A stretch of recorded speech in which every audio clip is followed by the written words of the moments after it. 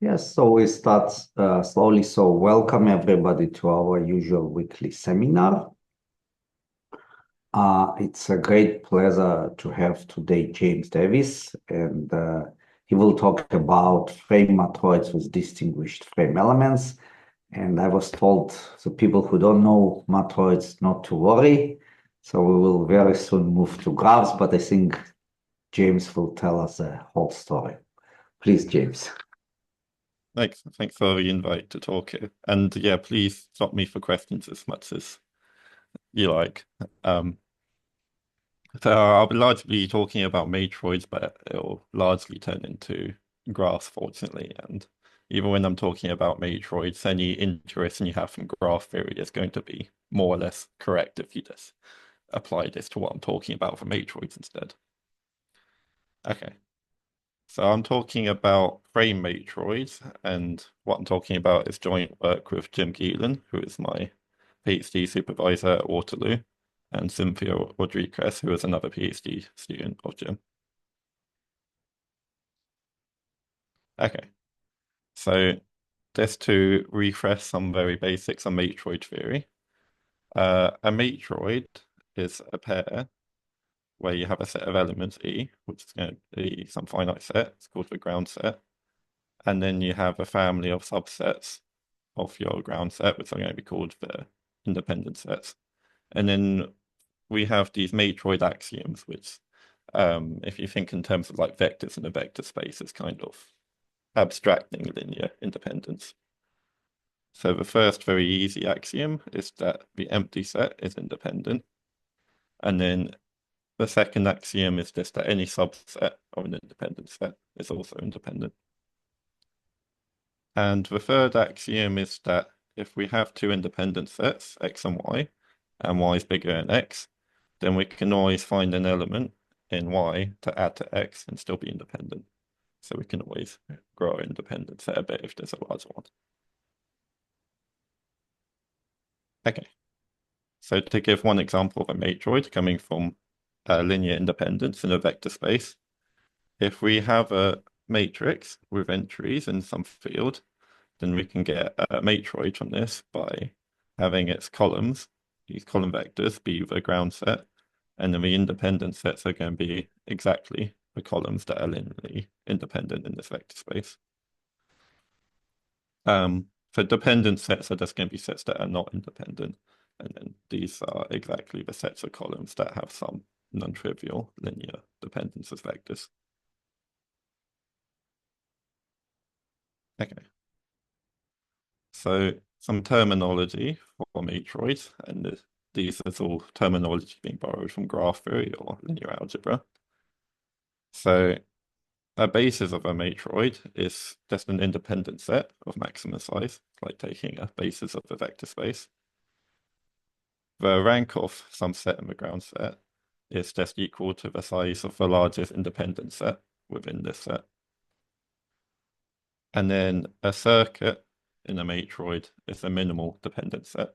So if you it's not independent, but if you delete any element of your circuit, you get an independent set. Okay. Now, graphs. To give an example of a matroid coming from graphs, it's just classically graphic matroids. So if we have a graph G, then we can get a graphic matroid from it, where our ground set is now going to be the edges, and our independent sets are exactly the forests in the graph. So for example, this graph's connected, so a basis is this blue spanning tree, a maximal independent set. And the circuits are just exactly, these are minimal dependent sets, so deleting any edge gets to give you a forest. So the circuits are exactly just the cycles in the graph. So I'll always use red for circuits. This red cycle gives us a circuit. So this graph is like a graphic representation of our graphic matroid. So something to point out is that graphic representations are not necessarily unique. So if we look at this two cut, we can do something what's called a Whitney flip, where we're just gonna kind of swap power is attached on. And if you examine circuits in this, then all our circuits, all these cycles still stay being cycles. So we get the same graphic matroid out of these two different graphs. So in general, you can have lots of different inequivalent representations. If you had a big chain of these, you could have exponentially many. Okay. But now, here's a nice theorem, nice, very classical theorem if we go up to free connected graphic matroids. And I don't want to define exactly what matroid connectivity is, but if you just use your same intuition from graph theory, then this is more or less correct. In fact, for graphic matroids, if you're looking at the graph, then it's basically the same thing. Okay. So something very nice once you go up to free connected for graphic matroids is that you get a unique representation. So for example, this wheel graph gives you a wheel matroid, and this wheel's a unique representation of this wheel matroid.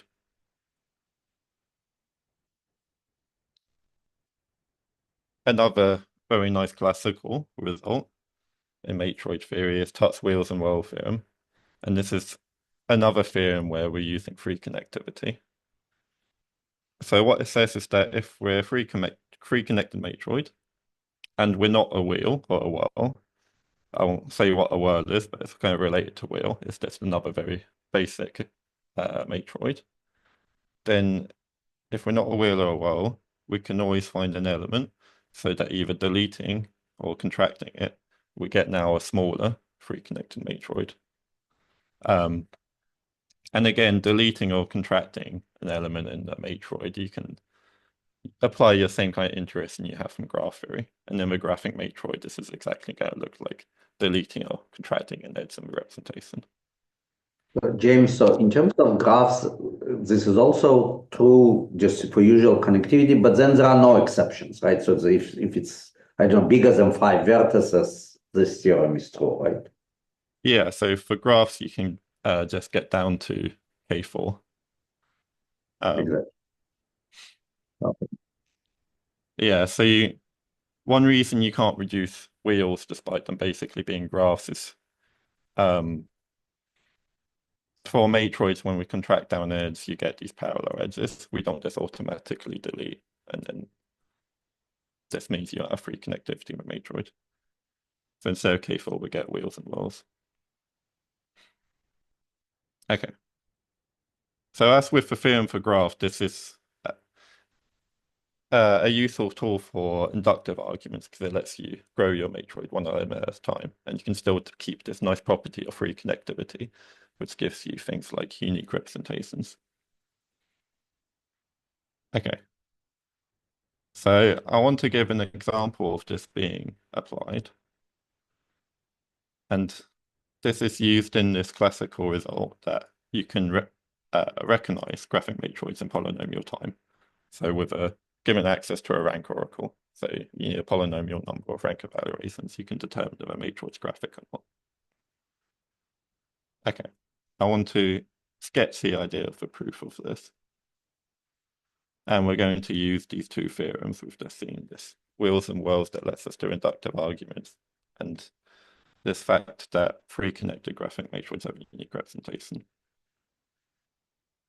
Okay, so we know these nice things about free connected matroids. So really we want to be able to apply these. So the very first step in the algorithm is, or the very first step in this proof is to reduce this recognition problem to free connected matroids. So I don't want to get into the details of how you do this step, but it's just some kind of decomposition argument where you can like reduce this problem. Okay. So once you've reduced the problem to free connected matroids, this is nice because we can apply Tut's wheels and well theorem. And we can apply this repeatedly to think a matroid until we get down to a matroid M1, which is either a wheel or a well. So what this gives us is the sequence of matroids, M1 up to MK. M1 is going to be a wheel or a well. MK is going to be our original matroid. And then for each, we obtain Mi from our Mi plus 1 by either contracting or deleting some given element. Okay. So we get down to M1 and we just want to check if this is graphic. Whenever we delete or contract an element, we stay graphic if we were graphic, being graphics like minor closed. So we check if M1 is a wheel or a whirl.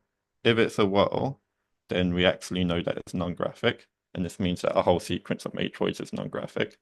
So it verifies that our original matroid is non-graphic. In the other case, if our matroid M1 is a wheel, then we know it is graphic, and we know that has this unique wheel representation, because this matroid is reconnected. And then from here, we're going to go backwards through our sequence, and we want to go one step at a time. So we know that our matroid MI is graphic, and we know it has this unique representation. So what we want to do at each step is just check, growing by one element, on if this one size bigger matroid is graphic or not. And we got this one that's deleting or contracting element. And if so, we want to keep track of this unique representation, which we use to do this at each step. So I won't go into I want to go into the details about how you do this at each step, but it should be clear that this is a much easier problem than doing the whole thing in general. And things like checking for edges is just, you can check every possible way of adding an edge into our previous representation. Okay. So what I actually want to talk today is a generalization of graphic matroids. So what I want to talk about is frame matroids. So first, I'm going to give a very matroidal definition, but I'll come back later with a more graph theory definition. So a frame of a matroid is a basis, a frame basis, so that any element in our matroid is spanned by most two basis elements. So for example, if we have a matroid down here with these elements in a ground set that's living somewhere, we could adding a frame to it's going to look something like this. We add these purple elements, this is going to be a basis, so that every element is spanned by most two of these. And if such a frame basis B exists, then our matroid is frame. Okay. Sorry, excuse me. I don't think I fully understand. So a frame matroid is when you first fix these purple points and then. Yeah, so if you have these purple points being a basis and every other element spanned by most two, then you're frame. But your matroid doesn't have to include these purple points. It just needs to be possible to add them into the matroid. So you need to extend your matroid by a basis. But for example, among these points now you draw here, which are the bases? The purple points have a basis. But there are also bases including black points, for example. Yeah, so you just need one basis that satisfies this property. There'll be other basis independent sets where you don't have this. And line means it's defined as usual by 2 points, right? So yeah, by line I just mean spanned by 2 points. And here points are in the plane or in the space, or it doesn't matter. It's in the matroid, but if you think of this in terms of like linear algebra of vector spaces, then this is really interesting. And so a line really means 3 points of rank 2, something like this, or yeah, it's rank 2. You can have more points, but it's rank 2. Okay, thank you. Okay. So to give a more concrete example of a frame matroid with a frame, we can go back and look at graphic matroids again. So we can look at K4 here. And this is a natural binary representation as well. It's represented by this binary matrix. And then something nice about this matrix representation is that each column has at most 2 non-zero entries, or in fact, in this case, each column has exactly 2 one entries. So the natural frame for graphic matroids end up being something like this. So we can just extend this matrix with a standard basis. And roughly what this looks like in the graph is like having the vertices as a frame basis.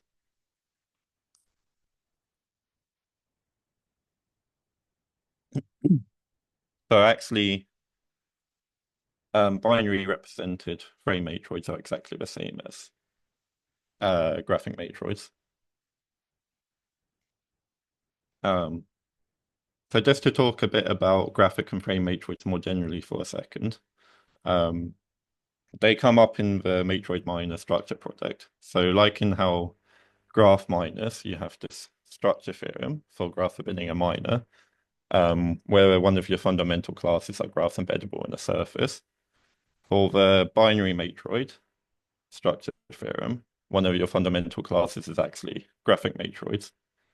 And then more generally for other finite fields, one of your basic classes are going to be represented frame matroids over that field. So frame matroids are a really natural class for studying matroid minors, and they're important in the structure theory.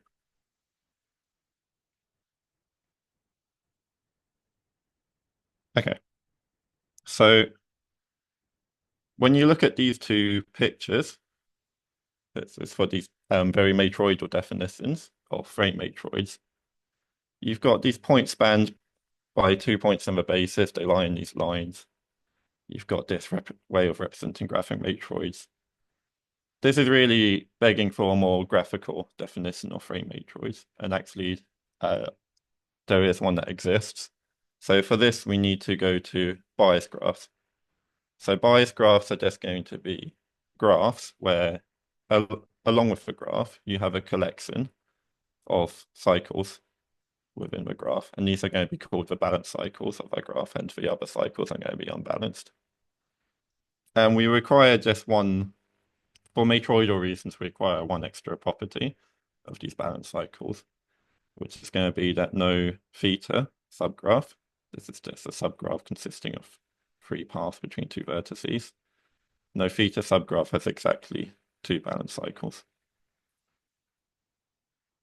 So now, whenever we look at a cycle in our graph, like this blue one, say, it can either be balanced, which I'll always do as green, or it can be purple, an unbalanced cycle. Okay. So just understand 2 balanced cycles, they cannot share a path, right? If they would share a path, they would form consecutive, right? They will form your theta graph, right? So if you have 2 balanced cycles sharing a path, then this is okay if this third cycle is also balanced. Third cycle is also exactly. Okay. Yeah, so by 2 I mean exactly 2. So somehow, like from the point of view of vector space, they should be closed, right? By taking symmetric difference, right? So if you have 2 balanced cycle, you take symmetric difference, it should be balanced again. Yes, that's exactly right. Okay. And more general, you get similar reasoning that you wouldn't be a matroid if you didn't have this. Okay. So when you have a balanced graph, we can get a matroid from this. It's a frame matroid for the bias graph. And it's again like with graphic matroids, our ground set is going to be the edges. But our independent sets, we can have a bit more. So just to talk in terms of the dependent sets instead, these are exactly going to be the sets that contain either a balanced cycle, or we can have a bit more general now, or contain a connected subgraph with at least 2 cycles. So this allows us to get a bit more, because if we just had an unbalanced cycle, then this is now going to be an independent set, whereas before for graphic matroids, this is always a circuit. So in particular, if every cycle was balanced, then our circuits are exactly the balanced cycles and we get graphic matroids again. Okay. So it's a bit of a weird definition, so I just want to show you what some circuits look like, what circuits generally look like to get some interest in. So we can again look at a cycle, and if it's balanced, say, green, then as before with graphic, it's a circuit. But if it's unbalanced, then it can be an independent set. And now we might have two disjoint unbalanced cycles, and together this is still an independent set. But if we add a path in between them, then now we get a handcuff with two unbalanced cycles. And this is going to form a circuit, because now we have a connected component with at least two cycles. And we could have a more trivial tight handcuff, where our unbalanced cycle share a vertex. It's another kind of circuit. And also, we don't need to restrict ourselves to edges between vertices. We can also have things like loops, and loops can be unbalanced cycles. So this is also gives a kind of handcuff, a kind of circuit. Okay. So other than the balanced cycles and handcuffs, the one other kind of circuit you get comes from these thetas. So if it was the case that all three of your cycles were unbalanced, then together, all three of these paths give you a circuit. So this is a unbalanced theta.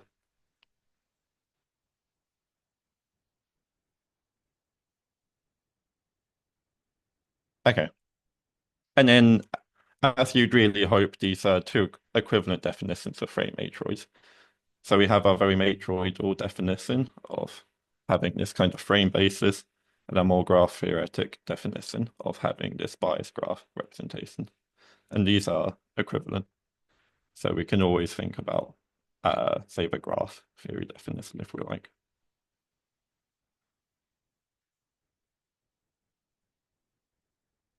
Okay. So I want to go back to this nice, very useful theorem we had for graphic matroids, that three connected graphic matroids have a unique representation. So you may hope that this is also true for frame matroids, but unfortunately it's not the case. So here's one way you can get a new inequivalent graphical representation.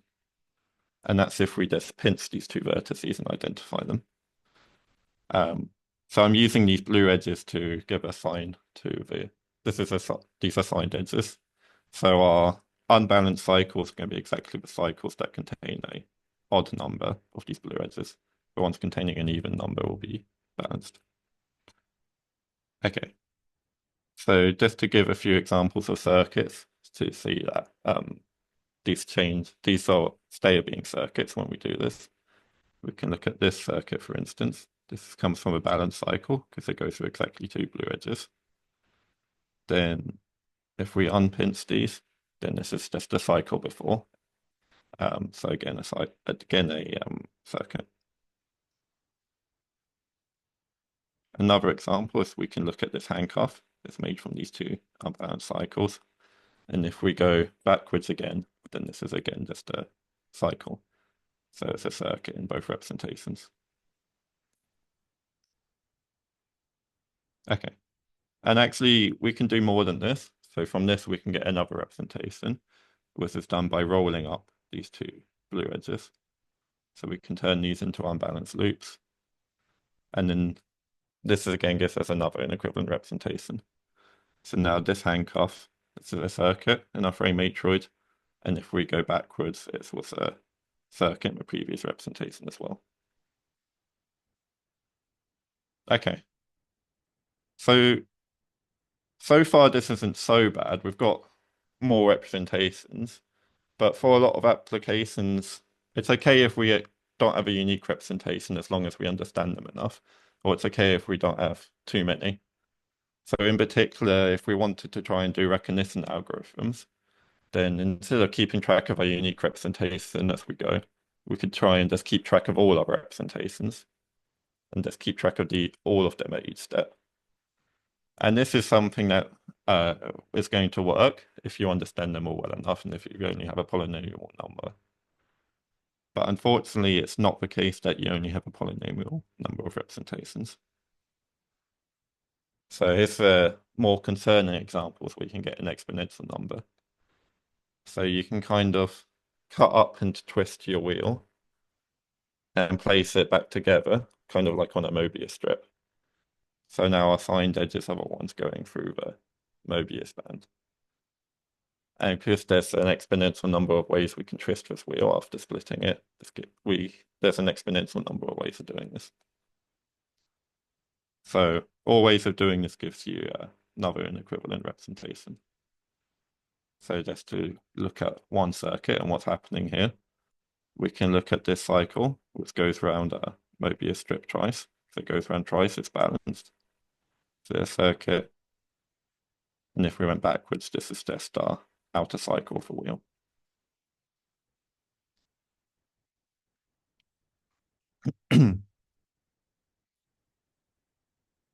Okay. So there's more bad news if we want to try and recognize frame matroids. This example showing you have an exponential number of representations kind of shows that we can't follow exactly the same strategy as for graphic matroids. But it actually gets worse. So it turns out you can't recognize frame matroids with a polynomial rank evaluations. And this is really a certification issue. If you're given a graph, you can't certify that it's a graphical representation of a frame matroid in polynomial time.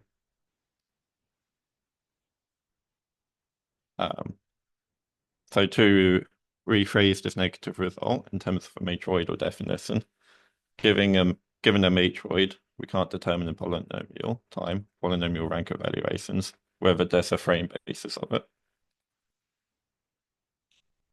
Okay. So here's the result I want to talk about. If we actually fix an element of our matroid, fix this element B, then we can determine in polynomial time if there is a frame basis which includes this element B. So again, this is different.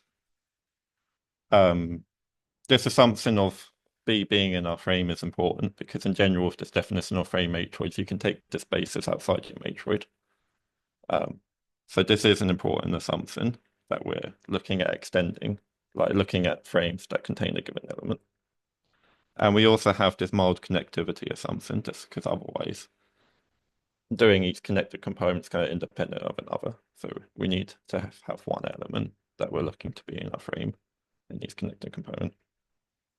So, James, just to understand, so then this theorem can be used to determine whether I can choose base from the matroid, right? Because I can test for every element and then to see, right, if there is a basis inside, right? If you tell me upfront. Yeah, that's exactly right. Yeah, so it kind of says that the difficult case is somehow when your whole frame basis might lie outside the matroid. If any of it fits your matroid, then this algorithm, this result is going to let you test.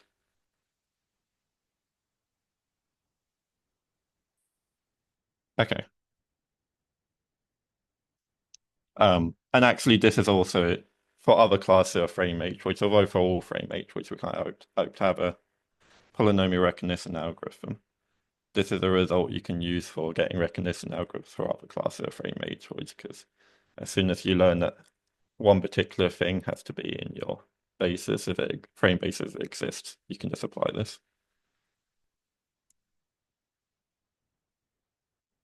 Okay. So we can rephrase this theorem more in terms of our bias graph representations we've already seen. So what does it mean in our bias graph representation for an element to be in our frame? Well, it basically just means that this element sitting on top of a vertex. So in other words, it means that this B is going to be an unbalanced loop in a bias graph representation. So an equivalent way of stating this theorem is that we can determine in polynomial time if there's a bias graph representing a matroid, so that this element B is a unbalanced loop. Okay.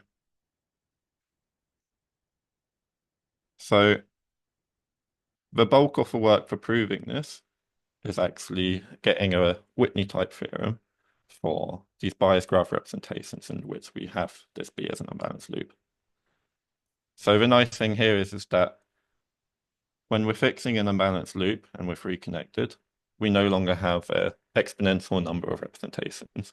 We're just going to have a polynomial number of representations. And then, roughly speaking, this lets us apply the same strategy as for recognizing graphic matroids because we understand these inequivalent representations well enough. And actually, we understand all the inequivalent representations exactly. So not only do we just have a polynomial number, but they can all be obtained from each other by an operation called a twisted flip. So I don't want to show you the exact definition of twisted flip because it's a bit technical, but I'll show you examples, and these examples are really not hiding much more complexity than what they show.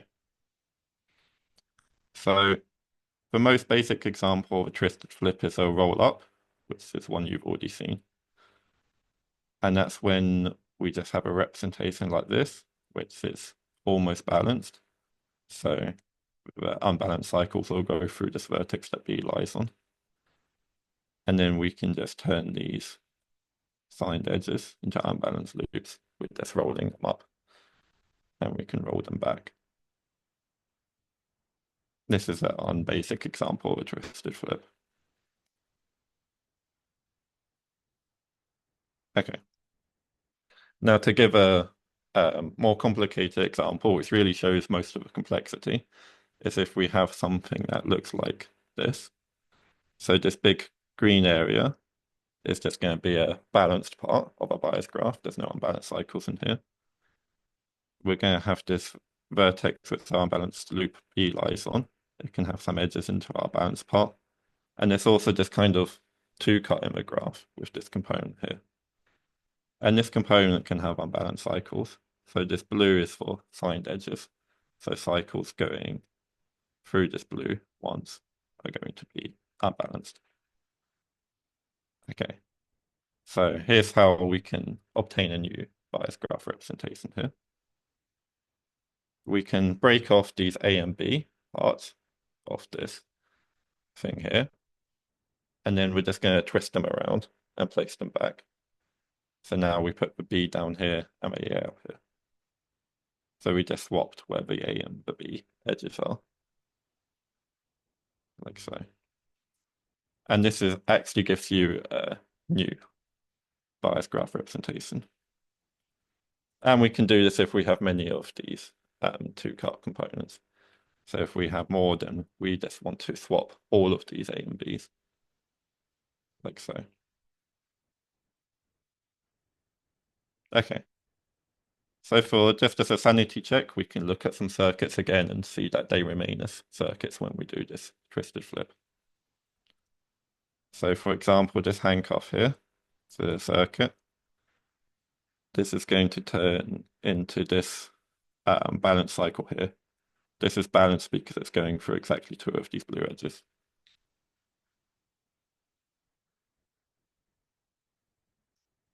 Another example, we can look at a handcuff like this that uses our unbalanced loop B. And now, when we swap A and B, it's going to look basically the same. It's still a unbalanced handcuff. It's still a circuit.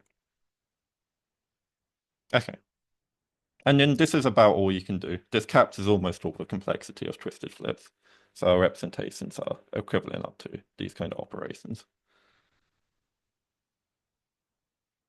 Okay. So I want to talk a little bit about how you go about proving a theorem like this. And I'm not really going to get like super deep into it. I just want to show like really the first steps you take towards doing this. And this is these first steps are really the kind of stuff you do for any of these theorems characterizing inequivalent representations for various classes of frame matroids. Okay. So what you want to do is look at co-circuits. So a co-circuit of a matroid is just a minimal set so that when you delete it, your matroid is smaller rank. So it's a smaller set so that you bump the rank down by 1. So just to give a simple example of a co-circuit, we can have vertex co-circuits. So if we look at a vertex and we look at all the edges incident to it, then when we delete this now, we've separated this vertex from a graph. So we kind of decreased the number of vertices of our graph by 1, and this is decreasing the rank of our matroid by 1. Okay. So really we want to examine co-circuits to understand inequivalent representations. And what the nicest example of a co-circuit in a representation is a vertex co-circuit, where all the elements of our co-circuit are associated to one vertex. If we knew that some co-circuit was a vertex co-circuit in every single representation, then now we're learning about our representations, because this tells us we always have a vertex which sees exactly this. If all our vertex co-circuits were vertex co-circuits in every representation, then we get a unique representation. So really we want to examine what these vertex co-circuits can turn into if we look at a different representation. So first we want to understand what different co-circuits can look like. Okay, so another example is balancing co-circuits. So these can look a bit more random, but essentially a co-circuit's balancing if our bias graph started off as being unbalanced, and then when we delete it, we get a balanced bias graph. So here I should be deleting this C star. So here we're unbalanced, but if we delete this, we get a balanced graph. And then this is again bumping down the rank by 1 because our independent sets can't contain any cycles anymore. Okay, but actually balancing co-circuits aren't something we have to worry so much about in our case, because we're only looking at representations in which we have this element B as an unbalanced loop. So if we had some vertex co-circuit, and it's a vertex different to this B one, then none of the elements of this co-circuit contain B, so we don't care about representations in which this becomes balancing, because we know that this B is always going to keep us unbalanced in the representations we care about now. So this is nice and lets us not worry so much about balancing co-circuits. Okay. And then the one other kind of co-circuit we do have to worry about is separating co-circuits. So a co-circuit separating, if when we delete it, we have at least 2 non-trivial connected components. So what this will look like is something like this, say, and when we delete it, we get 2 non-trivial things, so bigger in a vertex, but where we bump the rank down by 1, which can happen if one of these 2 components become balanced. Okay. So something nice is that these are the only 3 different kinds of co-circuits you can have when looking at a bias graph representation. So whenever we have a co-circuit and we look at this co-circuit in a representation, it's always going to be either a vertex co-circuit, a balancing co-circuit, or a separating co-circuit. So we just need to examine these.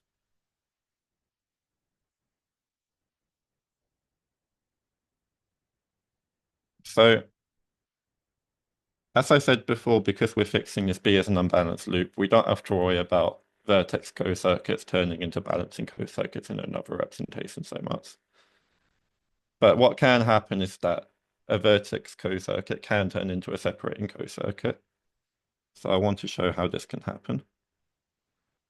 So let's look at this vertex co-circuit here. Just as the edges incident to this vertex. And I want to see what happens to this co-circuit when we do a twisted flip. Well, we're swapping these edges with our twisted flip. So basically these elements of the co-circuit move up here. And now when we delete this co-circuit, we're going to get something that looks like this. So we've disconnected this component of the graph. And actually we also deleted all these signed edges in it. So it becomes balanced. So this is how with twisted flips, vertex co-circuits can turn into separating co-circuits.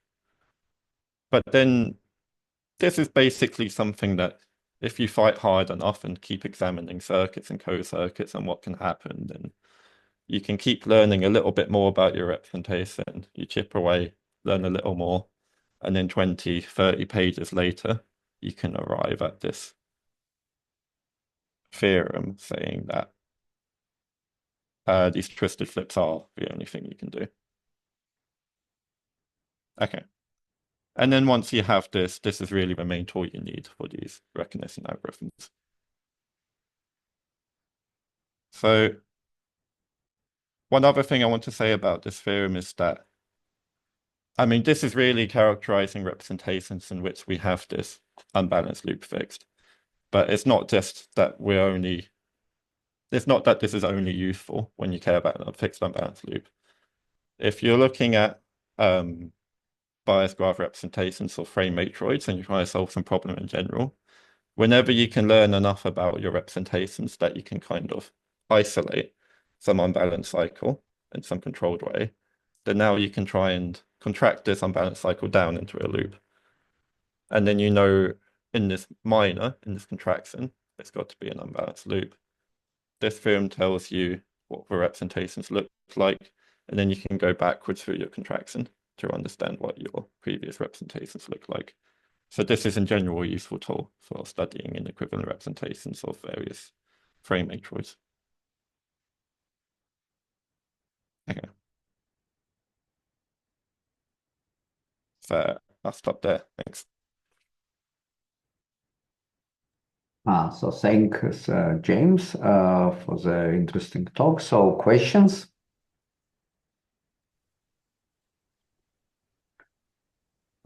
Maybe. I'll ask you, please. Oh, Yeah, okay.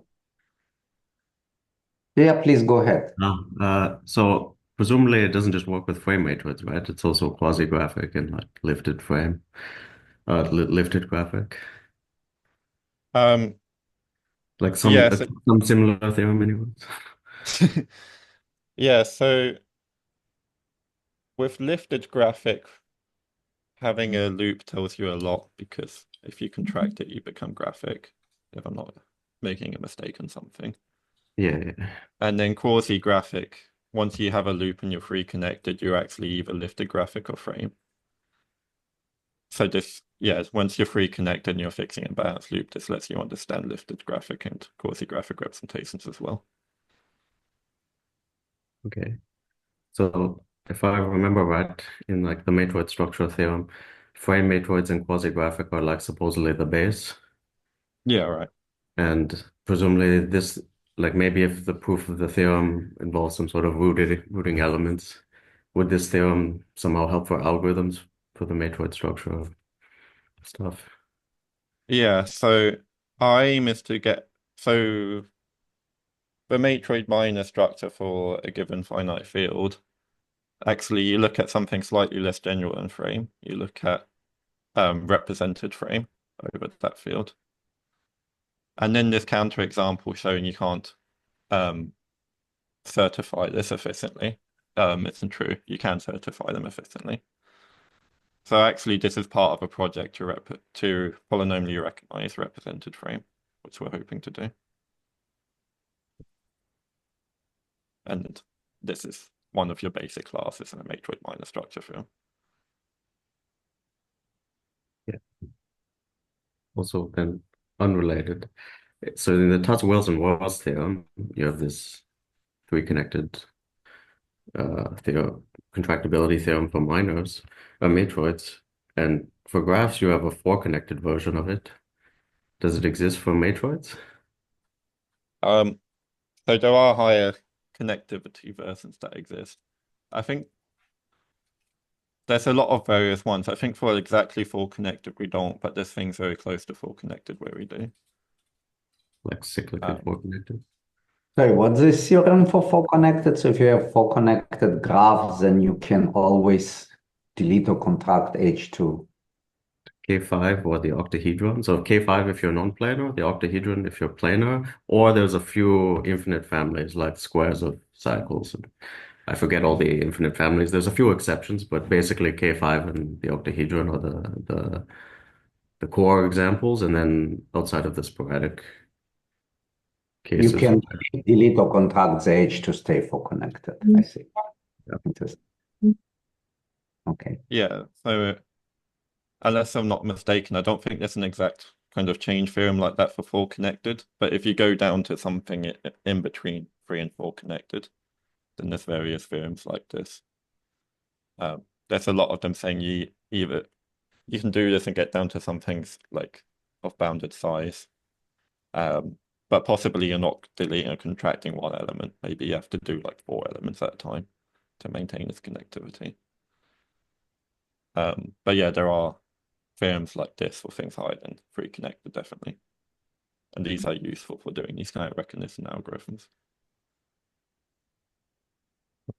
Thanks. More questions? Can I ask some questions? Yeah. Yeah, so could you remind me what is the motivation to study like frames for these kind of matroids? Like can they be used for? So the main motivation is that they're like basic classes and matrix minor theory. So it's kind of like the analogy for graph minors is kind of studying graphs and surfaces so that you can study more general classes forbidding a minor. Studying these kind of frame matroids is kind of so that you can study more general classes of matroids forbidding a minor. I guess there are theorems saying something like every matroid can be decomposed into a lot of kind of more basic matroids, including frame matroids, something like this, Yeah. or Yeah, this is the matrix minor structure. okay. Thank you. And the other thing is, what's the connection again between like in the beginning you defined what is the frame basis, something like this, and also you also said the graph thing about balanced, unbalanced circuits. What are the connections between the two definitions again? Like I remember in the beginning you drew some pictures about points and lines, and then later you have these graphs. I don't remember for example, this one. Yeah. Uh, So basically just that they're the same definition. So yeah. I believe the initial definition was this more matroidal definition, and then it was later proved. Like, is it easy to see how to go from one to the other, or? No, it's not easy, I don't think. Okay. It takes a little work, it's kind of fiddly. But this is really a fundamental result for frame matroids that these are equivalent definitions. Yeah, but when I think of, for example, frame matroids, for example, in the definition in the picture you drew, it's clear kind of there are special points which are kind of the frame basis. But what could you remind me? What are they in the graph definition? Oh, right. I see. So you can basically think of them like these points as being like your vertices in the bias graph. So what your basis looks like in terms of a bias graph is like unbalanced loops. Yeah. So if we actually extended our matroid by this frame basis, then what the bias graph is going to look like, including this basis as its frame, is going to be where each vertex has one of these frame basis elements as an unbalanced loop. So it really just looks like unbalanced loops on every vertex. So it looks like your vertex set of a bias graph, your frame. Sorry, I still don't understand. For example, can you go back to the picture you drew before? This one? Before. Yeah, for example, this one. What does the purple thing correspond to? Like I believe every basis here is a line between two purple things. So the purple is the frame basis. Yeah, and So not if you, yeah. So not every basis is going to be a frame basis, but this one in particular is. Yeah, but how do like between two purple between sorry, every dashed line here, I guess it's a frame basis, and what do they look like in the graphs? So the dashed line is kind of a space band between two elements of the frame basis. In the graph, the frame basis kind of looks like the vertices in the graphic representation.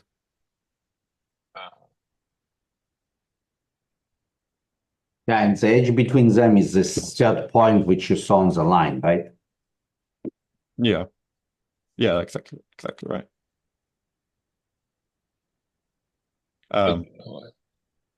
What if you have a lot of vertices on the same dashed line? What do they look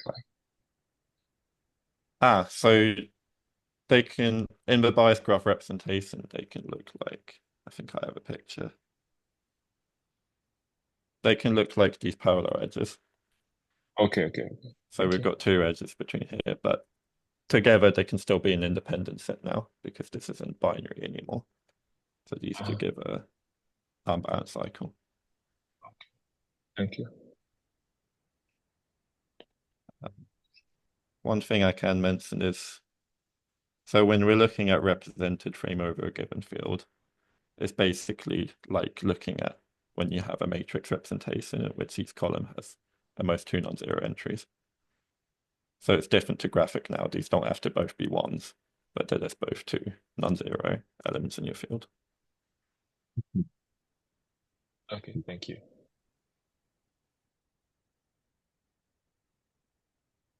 Questions?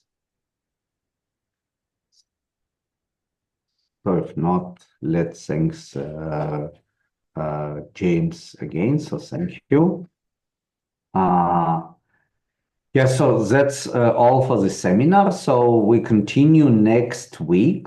So with the talk of Boris Buch, right? The abstract and title is on the website, and I'll send the announcement today and hope to see all of you next week. So thank you again, James, for coming and virtually and giving this talk. Happy to. Yeah, I think we can stop recording now.